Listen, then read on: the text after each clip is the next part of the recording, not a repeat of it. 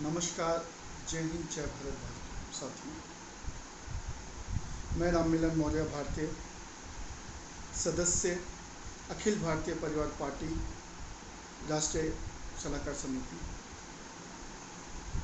Coordinator Haryana प्रदेश और प्रभारी फरीदाबाद लोकसभा। साथियों, आज मैं आपके सामने एक बहुत महत्वपूर्ण विषय पर बात करने के लिए आया हूँ।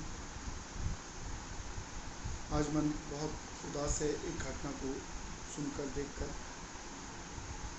घटना थी अभी रिसेंटली औरंगाबाद में हुए रेल हादसे की, जिसमें लगभग 21 मजदूर अपने घर लौट रहे थे और 50 किलोमीटर की यात्रा के बाद उनको गहरी नींद आई और वहीं पे पटरी के द्वारा सो गए। नींद लग गई और सो गए और मालगाड़ी आती है और उसके बाद उसमें से 16 लोगों की वहीं पे मौत हो जाती है। एक व्यक्ति गंभीर रूप से जख्मी हो जाता है और 4 लोग बच जाते हैं। दोस्तों, ये घटना वास्तव में है क्या? कि वास्तव में ये घटना थी। आज ये घटना एक रेलवे लाइन की हो सकती है, लेकिन ऐसे सैकड़ों लोग हैं जो अपने जहाँ रहते थे वहाँ से अपने घर जाने के लिए निकले और रास्ते में भूखे मर गए हैं और कई कारणों से और सैकड़ों लोग मर गए हैं जिनके बारे में हमें सूचना नहीं है, हमें जानकारी तक नहीं है। दोस्तों, वास्तव में क्या मजदूर की, गरीब लोगों की इतनी बड़ी दुर्दशा आज जो हो रही है, इसका जिम्मेदार कौन है? मजदूरों को, गरीबों को राजनेता सिर्फ एक उपभोग की वस्तु समझते हैं। उनका इस्तेमाल किया और छोड़ दिया, उनका इस्तेमाल किया और छोड़ दिया। आज मजदूर या गरीब लोग कितनी बड़ी शक्ति है, कितनी बड़ी ताकत है, इसका अंदाज़ा आज राजनीतिज्ञों को और बिजनेसमैनों को हो नहीं रहा है।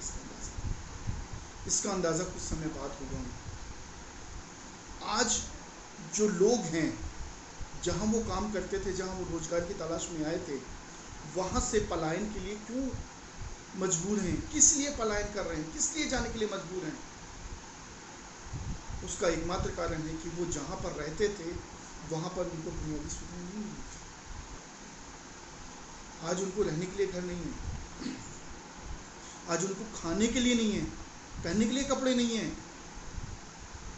कोई भी इतना मजबूर 50 किलोमीटर, 100 किलोमीटर, 500 किलोमीटर, 1000, 2000, 3000 किलोमीटर पैदल चलने पर केवल तभी मजबूर हो सकता है जब बहुत ज़्यादा मजबूरी हो। अपने बच्चों को लेकर पैदल जा रहा है, 2 साल के, 3 साल के, 5 साल के बच्चे गोदी में लेकर बच्चों को पैदल जा रहे हैं, वो सिर्फ एक ही दशा में हो सकता है जब वो लोग बहुत ज़्यादा मजबूर हों। क्या जहाँ पर वो काम करते थे, जिन मालिकों के लिए वो लोग काम करते थे, अगर वो मजदूर काम करते थे तो उसका 80% वो लोग उन मजदूरों से कमाते थे और मात्र 20% लोग पैसा उनको देते थे, उनको मिलता था। लेकिन उसके बावजूद भी उन मजदूरों की कदर नहीं की। आज आलम क्या चला हुआ है, वो बेचारे मजदूर इतने मजबूर हो गए कि वो अपने उस स्थान से अपने घर जाने के लिए मजबूर हो गए कि मुझे यहाँ रहना मंजूर नहीं है किसी भी कीमत पर। क्यों?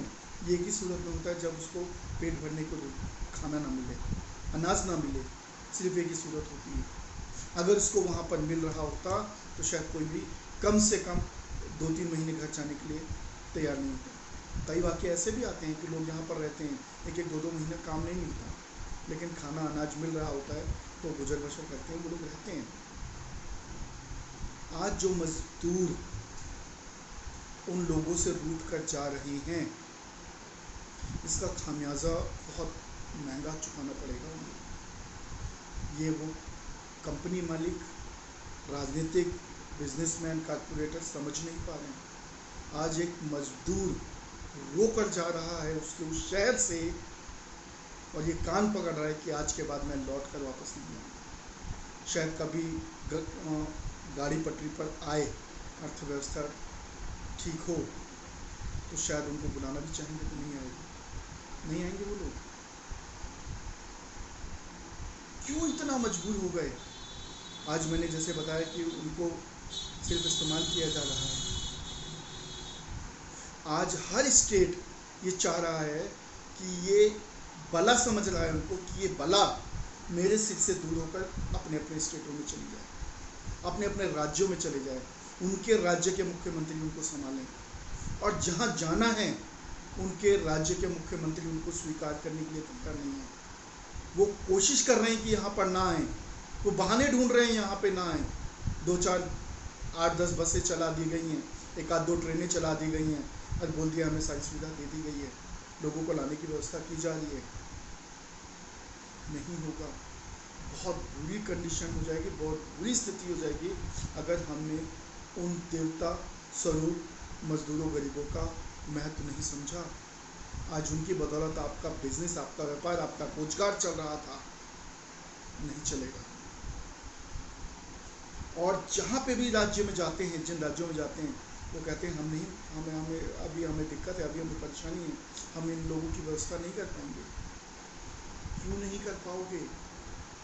ये मजदूर गरीब तबके के जो लोग हैं, ये हमारी अर्थव्यवस्था की बहुत महत्वपूर्ण कड़ी है, रीढ़ की हड्डी है हमारी, लेकिन हम उनका महत्व नहीं समझते।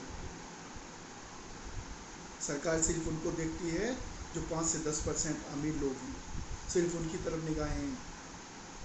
आज कोई किसी की मृत्यु हो जाती है, आज एक मौत हो जाती है, तो स्टेट गवर्नमेंट उनको मुआवजा दे देती है, 5 लाख एक परिवार को, 2 लाख एक परिवार को, 8 लाख एक परिवार को। क्या उतना पैसा उनको पहले खर्च नहीं कर सकती उन लोगों के ऊपर कि उनको खाना दे दें, उनको रोटी दे दें, वो लोग उनको वो सुविधा दे दें कि कम से कम वो 1-2 महीना वहाँ पे स्थिरता से रह सकें? लेकिन नहीं, क्योंकि राजनीति करनी है। आज भी साथियों राजनीति हो रही है, और गरीब मजदूर हमेशा राजनीति का शिकार बना है, और बनता आ रहा है, और बनता रहेगा। ये बहुत सोचने की बात है कि इसका दोषी कौन है। क्या सरकार को नहीं चाहिए, केंद्र सरकार को, राज्य सरकार को, कि उन मजदूरों की व्यवस्था की जाए? अगर कोई मजदूर घर जाना चाहता है तो उनको हम आराम से उनके घर पहुंचाया जाए, उनको पहुंचा दिया जाए। क्यों पैदल चलने पर मजबूर हो रहे हैं वो लोग? इसके बारे में सोचना पड़ेगा केंद्र सरकार और राज्य सरकार को, और हम सबको, जो बिजनेसमैन, कॉर्पोरेटर अपनी तिजोरियां तो भर लेते हैं, लेकिन उनका ख्याल नहीं रख पाते। मेरी ये बात आप लोग याद रखिएगा, आने वाले समय में आप लोगों को बहुत बड़ा इसका खामियाजा भुगतना पड़ेगा, जब आप अपने काम के लिए, अपने बिजनेस के लिए, अपने कंपनियों फैक्ट्री को चलाने के लिए लोगों को ढूंढेंगे। तो काम तो आपके पास इतना होगा, लेकिन उन काम को करने के लिए लोग नहीं होंगे। तब आपको उसका महत्व पता लगेगा कि एक मजदूर की, एक गरीब की पावर, उसका महत्व क्या होता है। आज गरीब ये कह के गया है, भूखा मर जाऊंगा लेकिन वापस शहर नहीं आऊंगा।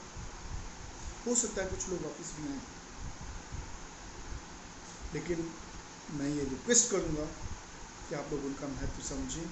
जो लोग अभी जिस शहरों में बचे हुए हैं, रुके हुए हैं, उनका ध्यान रखें, उनका ख्याल रखें, ताकि वो पलायन से बचें। और अगर पलायन भी करना चाहें, अपने घर जाना भी चाहें, तो आपसे नाराज़ होकर नहीं, आपको कोस कर नहीं, बल्कि खुशी खुशी वो जाएं। आप उनको भेजिए कि वो खुशी खुशी जाएं, और जब काम शुरू हो तो वापस आ सकें। आज गरीबों के लिए एक व्यवस्था नहीं तैयार हो पाई राजनीतिक में इतने समय से। आज किसानों को देख लीजिए, किसानों की क्या स्थिति है। आज एक किसान 1800 रुपये क्विंटल गेहूं बेचता है, 18 रुपये किलो गेहूं बेचता है, और आज फटे हाल है, खाने को नहीं है उसके पास। लेकिन जो एक कोटेदार, एक राशन डिपो होल्डर, मात्र 2 रुपए किलो गेहूँ बेचता है, 3 रुपए किलो गेहूँ बेचता है, 4 रुपए किलो गेहूँ बेचता है, स्कॉर्पियो और बड़ी बड़ी गाड़ियों में घूमता है। कैसे, कहाँ से आ गए? उसको तो मिनिमम कमीशन मिलता है। ये बहुत बड़ा स्कैम है, बहुत बड़ा घोटाला है। लेकिन जब तक हम सब जागेंगे नहीं, तब तक ये सब दूर नहीं होगा। और हमें जो मजदूर भाई, जो गरीब भाई हैं, उन सब के महत्व को समझना पड़ेगा। जय हिंद, जय भारत साथियों।